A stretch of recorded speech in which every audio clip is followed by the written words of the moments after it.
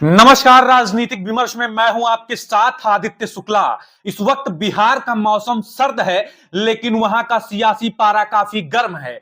जहां पर एक तरफ राजनीतिक विश्लेषकों का मानना है कि नीतीश कुमार अर्थात सुशासन बाबू फिर से पलट सकते हैं और बीजेपी का साथ छोड़ सकते हैं और फिर से आरजेडी का दामन थाम सकते हैं। लेकिन इस वक्त जो नीतीश कुमार को लेकर के बिहार की सियासत में सस्पेंस बना हुआ है, उसे जानने की हर कोई कोशिश कर रहा है।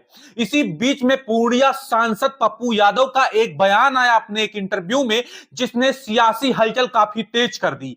पप्पू यादव ने कहा कि बीजेपी में नीतीश कुमार को उतना सम्मान नहीं मिलता है, इसीलिए बीजेपी अब चाहती है कि स्वयं बीजेपी और आरजेडी पार्टी के कोई नेता नीतीश कुमार को तवज्जो ना दे और नीतीश कुमार की पार्टी पर उन्हीं के दो शीर्ष नेता ललन सिंह और संजय झा का कब्जा हो चुका है। इसीलिए नीतीश कुमार की स्थिति और भी ज्यादा अब डगमग होने वाली है। तो नीतीश कुमार दोनों चीजों को चाहते हैं कि हम सत्ता में बने भी रहें और हमारी पार्टी टूटने भी ना पाए। क्योंकि अभी नीतीश कुमार के सहारे ही केंद्र में बीजेपी की सरकार चल रही है और केंद्र सरकार की दो बैसाखियां हैं, एक चंद्रबाबू नायडू हैं और एक नीतीश कुमार हैं। लेकिन यदि नीतीश कुमार अपना समर्थन वापस ले लेते हैं तो कहीं ना कहीं बीजेपी के लिए केंद्र में बने रहना मुश्किल हो जाएगा। तो बीजेपी ये चाहती है कि नीतीश कुमार का समर्थन हमें प्राप्त रहे, लेकिन आगामी 2025 के विधानसभा चुनाव तक नीतीश कुमार को विधानसभा चुनाव में कहीं ना कहीं कमजोर कर दें और जो आने वाला चुनाव है हम पूरी तरीके से उस पर हावी हो जाएं। क्योंकि नीतीश कुमार इतनी बार पलट चुके हैं अपने राजनीतिक जीवन में कि अब हर कोई उनके इस क्रियाकलाप से ऊब चुका है। क्योंकि अब आरजेडी पार्टी भी कहीं ना कहीं उनका साथ लेते हुए वो घबरा रही है कि नीतीश कुमार का कोई भरोसा नहीं। जहां पर अब 10 महीने के लगभग का वक्त बचा है विधानसभा चुनाव में, वो उससे पहले भी पलट सकते हैं।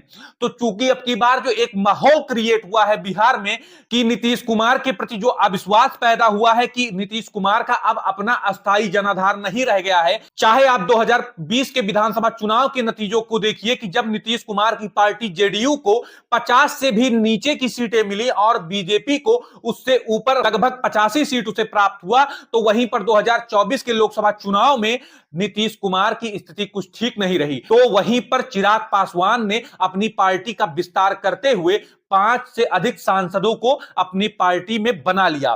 तो इस बार जो अभी सियासी हलचल तेज है और पप्पू यादव के बयान के बाद राजनीतिक विश्लेषकों का यही मानना है कि आगामी 15 से 20 दिन के अंदर बिहार की सियासत में कुछ भी हो सकता है। क्योंकि इसी 23 जनवरी को वहां पर जो बिहार में एक सीट खाली हुई है सुनील सिंह की, जो विधान परिषद सदस्य थे, उनकी सदस्यता रद्द होने के बाद में, तो वहां पर अब उपचुनाव होना है और उपचुनाव को लेकर के भी सियासी पारा काफी गर्म है। क्योंकि जहां पर एक तरफ नीतीश कुमार अपनी पार्टी की स्थिति मजबूत करना चाहते हैं विधान परिषद में, तो वहीं पर बीजेपी भी ये चाहती है कि विधानसभा चुनाव से पहले हम विधान परिषद का एक प्रत्याशी अपनी पार्टी से उतारें, जिससे हम विधानसभा चुनाव में अपना दमखम दिखा सकें। तो वहीं पर चिराग पासवान भी चाहते हैं कि हम अपनी पार्टी को और भी मजबूत कर सकें। तो जीतन राम मांझी भी ये चाहते हैं कि जो वर्षों से अपनी पार्टी सीमित पड़ी है उसका विस्तार कर सके। तो आने वाले 10 से 15 दिनों में जो सियासी हलचल होने वाली है वो काफी ज्यादा तेज होने वाली है।